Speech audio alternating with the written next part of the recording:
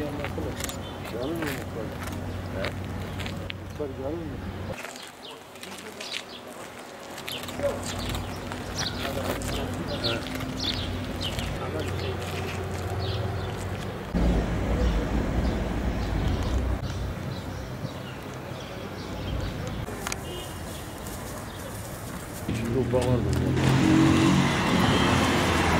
Yani o da Adıyaman'ın sorunu.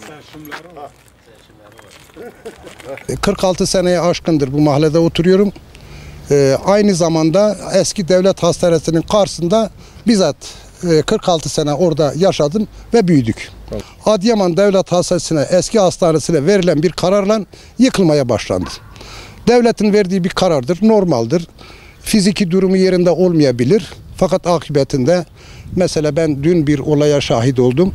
Adıyaman'da köy yerinden gelip de Adıyaman şehir merkezinde kavga eden vatandaşların olaylarına denk geldim. Şimdi Adıyaman Devlet Hastanesi'nde 6-7 tane yaralı var. İki tarafı hangi hastaneye götüreceklerini insan şaşar. Düşünebiliyor musun? Aynı hastanede iki taraflı hasımlı olan bir kişiyi nereye götüreceksiniz? O günden bugüne bu sıkıntıları yaşıyoruz. Bilhassa Adıyaman eski devlet hastanesi çevresindeki esnaflarımızın bir ekmek kapısıydı aynı zamanda da. Şu anda Adıyaman devlet büyüklerimizden, hükümetimizden şu taleplerimiz vardır. Eski devlet hastanesine yerine tekrar bir devlet hastanesi kuracağız diye bizlere söylendi. Ama seçimler üzerinden geçti. Halen devlet hastanesi yapılıp yapılmayacağını ve ihalesi yapılıp yapılmadığını hiçbirimiz bir mahalle muhtarı olarak da böyle bir bilgim yok. Ben siyasilerimizden şu talebi ediyorum. Adıyaman sahipsiz bir memleket değildir. Akıbetinde hangi partiden olurlarsa olsunlar. Biz hepsi başımızın tacıdır. Bu memleketin çocuklarıdır. Hepsine de oy vermişiz. A'ya da verdik, B'ye de verdik, C'ye de verdik. Ama bugünün tarihiyle şu anda başımızda bulunan iktidardan en büyük bir ümidimiz vardır. O ümitlerinden bir tanesi Adıyaman eski devlet hastanesine yerini veren hayırsever vatandaşımız hastane adı altında olmak şartıyla verildiğine göre biz tekrar o vefat eden kardeşimizin kemikleri sızlamasın diye devlet hastanesinin yerinden kurulmasını bir an evvel Adıyaman'ımızın, bölge insanımızın en büyük taleplerinden bir tanesidir. Tekrar devlet hastanemizi istiyoruz. Vatandaşların en büyük talebi budur. Biz herhangi bir siyasi amaçla konuşmuyoruz. Adıyaman için konuşuyoruz. Adıyaman çocuğuyuz. Bu hastaneyi bize siyasiler bir gün evvel şu ihale yapıldı, şu tarihten başlandı. Sayın Valimiz başta olmak üzere, milletvekillerimiz olmak üzere, şu anda yeni seçilmiş belediye başkanımız olmak üzere, il genel meclis üyelerimiz olmak üzere. Bu memleket hepimizin. Başka bir memleket gidecek bir Adıyaman'ımız da yoktur.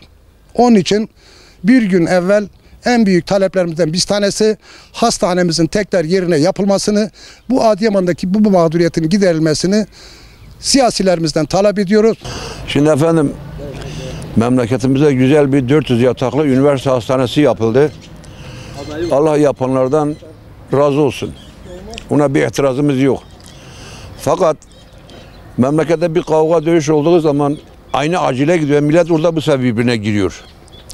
Bu hastanemiz 50 yıldır. Ben bu hastanenin temelinden çalıştım burada. Rahmetli Doktor Nevzat'ın zamanında burası yapıldı. Biliyor musun? Bu son zamanlarda size hastane yapmışız. Bunu da yıkıp yapacağız. 2 senedir yıktılar. Bir sürü sahip çıkalım. Bazen bir kere de proje çıkmış, bir kere de ihale safhasında. Bir sürü şeyler söylediler milletvekillerimiz. Sonra bu son zamanlarda Sayın Cumhurbaşkanımız Adıyaman'a teşrif ettiler. Dedi ki inşallah hastanenizi yapacağız. Fakat Cumhurbaşkanımız gittikten sonra nitekim memleketin büyüklerinden, idarecilerden bir ses çıkmadı. Yapılıp yapılmayacağını bilmiyoruz. Yani bunun bir an evvel yapılması. Vatandaş gidiyor, 400 yataklı hastaneye gidiyoruz. Bir MR çekmek için 1,5 ay. Bir ultrason çekmek için 1 ay veriyorlar. Bir türlü yani memleket rahat edemiyor. Hastalar memnun değil.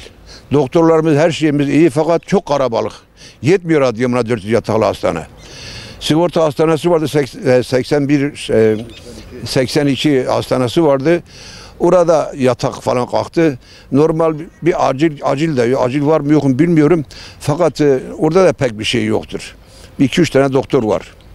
Yani durumumuz bundan ibaret. Bir gün evvel bunun yapılmasını, Buradaki pislik. şu hastanenin durumunu görüyorsun işte. Burası çöplük oldu. Balicilerden, affedersin, sokak hayvanlarından geçilmiyor. Çevre illerde hiçbirinde devlet hastanesi kapanmadı. Hani bu 400 yatak hastanemiz çok güzel oldu, üniversitedir. Fakat memleketimizde 400-200 hastanemiz yapılsın. Türkiye'nin her ilde devlet hastanesi var, Adıyaman'da yok. Bunu biz Sayın Cumhurbaşkanımızdan, devletimizden, milletvekilimizden talep ediyoruz. İnşallah bu yeni seçilen belediye başkanımız kendisi doktordur. Burada yıllarca çalışmış, emek vermiştir. Yardımcı olur, bir gün evvel yapılır. Yani bizim isteğimiz budur. Mahalle esnafıyım. 53 yıldır bu mahallede ikamet etmekteyim. Biz gözümüzü açtığımızda burası bir sağlık tesisiydi, bir hastaneydi.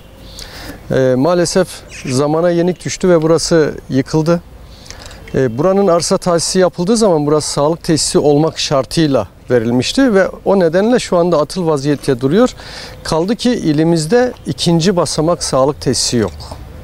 Yani 2. basamak dediğimiz devlet hastanesidir. Devlet hastanesine giderseniz muayene katılım ücreti 3 lira ödersiniz. Eğitim araştırma hastanesine gidersiniz 8 lira ödersiniz. Adıyaman'da şimdi devlet hastanesi olmadığı için vatandaşımız 8 lira katkı payı ödemektedir. Bunun farkında değil. Biz mahalle esnafı olarak, mahalleli olarak istiyoruz ki yeniden buraya bir devlet hastanesi açılsın. 2. basamak bir sağlık hizmeti alabilelim. Ama maalesef sanırım ekonomik durumdan dolayıdır. Devletimiz Adıyaman'a hor bakmaktadır ve hani sürekli söylenir ya sahipsiz memleket, sahipsiz memleket. Sahipsiz olduğumuzun bir ispatı da bu devlet hastanesinin yapılmamasıdır. Gider ama burada işte madde kullanan gençler çoğaldığı için hatta fuhuş bile yapıldığı söylenmektedir. Mahallemizin bırakın kadınlarını, çocukların, erkekleri bile bazen geçemiyor. Yani korku içinde yaşıyorlar burada. Burası atıl vaziyettedir. Şehrin merkezine atıl böyle bir yer olamaz. Buranın bir an önce devlet hastanesi olarak yapılıp halkımızın hizmetine açılmasını talep ediyoruz. Aslında Adıyaman'a tek bir hastane yetmiyor. Bizim başhekimimiz çıkıyor diyor ki 4 yataklı hastane Adıyaman'a yetiyor. Yetmiyor. Burası daha önce 200-250 yataklı bir hastaneydi. 82. yıl devlet hastanesi 100 yataklıydı. Eski üniversite hastanesi 100 yataklıydı, etti 450. 450 yataklı hastane kapatıldı, bir hastaneye geçtiler. Yani Türkiye'de bir tek şanslı olan Adıyaman mı? Bütün illerde 2-3 tane hastane var, Adıyaman'da bir tane var. Yani bu halkın suçu ne? Günahı ne? Ondan sonra burayı açtılar, sağını solunu açtılar. Buraya her türlü şeyler dönüyor. Balisi geliyor, tinerisi geliyor. Millet bırak, esnafı bırak. Halk mağdur. Halk gidiyor, doktor bulamıyor. Acile gidiyor, en az eve geldiği saat gecenin 2'si 3'ü. Gelemiyor, doktor yok. Doktor var, sıra yok. Halk çok. Şimdi 2 aile arasında kavga oluyor. 2 aile mensubu da oraya gidiyor. Bu sefer orada birbirlerine gidiyorlar. Emniyet ne yapsın, hükümet ne yapsın? Ama yetkililerin buraya bir el atması lazım. Yani şimdi burada millet doktora gidemiyor, sıra bulamıyor, gittiği zaman da mani olamıyor, mağdur oluyor. Bizim buradaki hastalar tekrar il dışına sevk ediliyor. Niye sevk ediliyor? Çünkü yetersiz kalıyor. Yetkililerimiz bunda duyarsız yani.